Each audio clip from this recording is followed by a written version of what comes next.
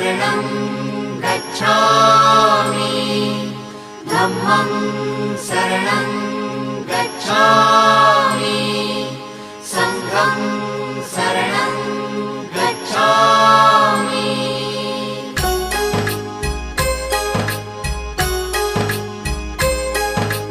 बुद्धं शरणं गच्छामि धम्मं शरणं गच्छामि